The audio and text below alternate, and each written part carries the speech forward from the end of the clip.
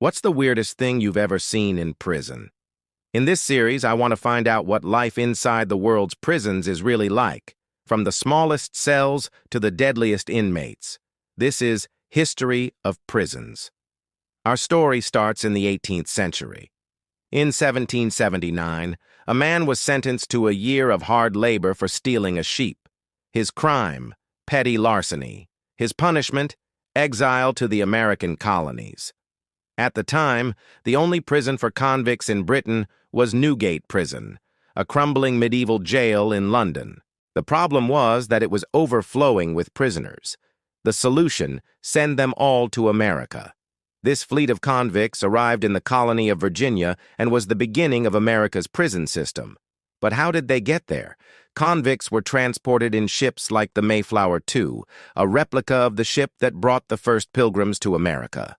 They endured a 3-month journey across the Atlantic Ocean in cramped conditions, eating rancid food and sleeping while standing. Once they arrived, their journey continued on foot or by horse. Some prisoners were shackled together in groups of 10, and as they traveled, they had to perform songs and dances for the entertainment of the colonial elite, who often watched from the sidelines while drinking. If they were lucky, their sentence would be reduced for good behavior. But if not, they were whipped as punishment. When they finally arrived at their destination, their ordeal was far from over. In America, there were 2 kinds of labor. The first was working as an indentured servant. Convicts were bound to work for a master for a set period of time, usually between 4 and 14 years. It was a bit like being a slave, but the convict would eventually be free. The other kind of labor was as a galley slave, chained to a work gang and sentenced to death if they ran away. Most convicts sent to America were given 7 years as an indentured servant, followed by 3 years as a galley slave. For the rich colonists, it was cheaper to buy a convict than to hire an indentured servant from Europe. At the end of their sentence, convicts were granted a small plot of land and a noble title. In theory, they could now start a new life as a free man. But most were poor and uneducated and struggled to make it on their own. Even after completing their sentence, many former convicts continued to face discrimination throughout their lives. One of these men was John Murray. He was born in England and sent to America as a teenager for stealing a pig. After his release, he changed his name to Angus Cameron and became a successful businessman and politician. In fact, he was one of the richest men in North Carolina. But his past caught up with him when a fellow politician discovered his true identity and published a newspaper article exposing his past. Cameron's business empire fell apart overnight, and he was forced to flee to Jamaica, where he lived out the remainder of his life. In the early days of colonization, prisoners were typically white Europeans. But as the colonies grew, so did the number of crimes committed by Black Americans. As slavery was still legal, Black people were more likely to be accused of crimes and given harsher sentences. If they were convicted, they were more likely to be sent to work in a chain gang. A chain gang was a group of prisoners shackled together, forcing them to work under the threat of physical punishment. They were used to build roads and infrastructure, but also for entertainment. During the Civil War, they were even put on display at public executions.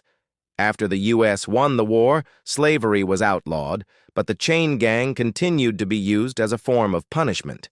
One of the most famous chain gangs was the Georgia State Prison Farm. Prisoners were sent here to grow cotton on a massive scale.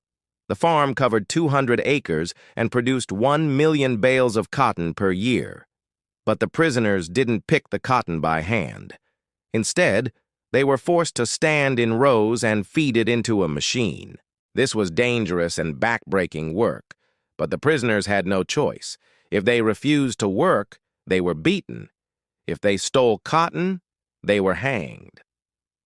After serving their time, ex-convicts were given a small pension and a piece of land. But most of them were too poor and uneducated to make something of themselves. Instead, they returned to the only thing they knew: crime. One of these men was Claude Matisse. He was born into slavery and spent most of his life in chain gangs. He was sent to the Georgia State Prison Farm for stealing chickens. but he soon escaped and joined the army. He fought in several wars, including the Spanish-American War and the Philippine-American War, but he was always on the run from the law. Eventually, he settled down and married. He started a family and spent his final years running a gas station. Today, 65% of prisoners in America are black, despite making up just 13% of the population.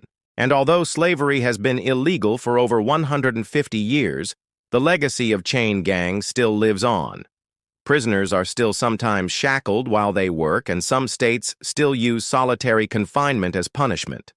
During the 19th century, new ideas about how to deal with criminals began to emerge. The old ways of punishing prisoners by making them work were seen as ineffective and cruel.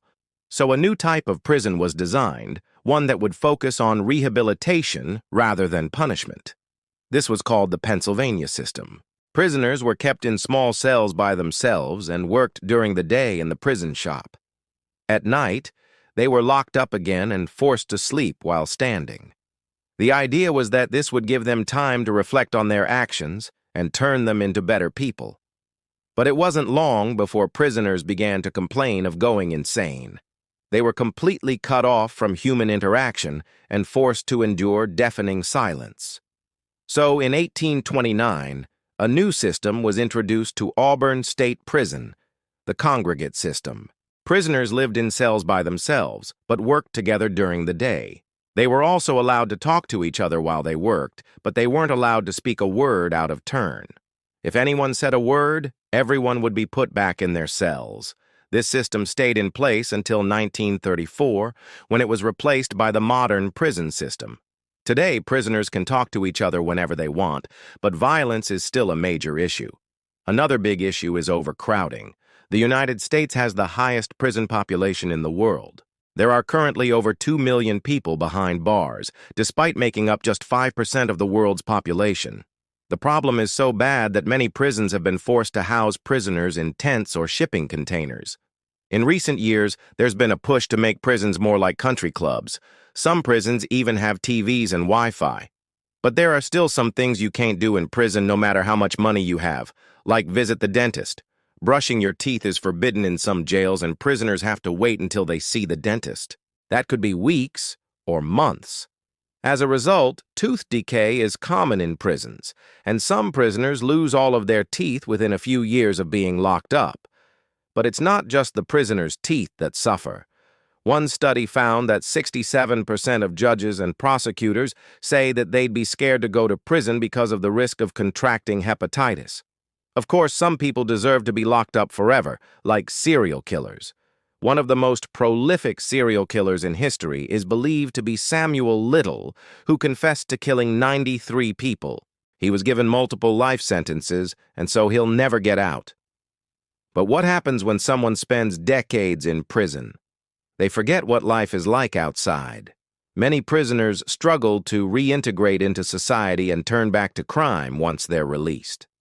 To help them adjust, some prisons offer prisoners life skills classes, teaching them how to cook, clean, and find a job.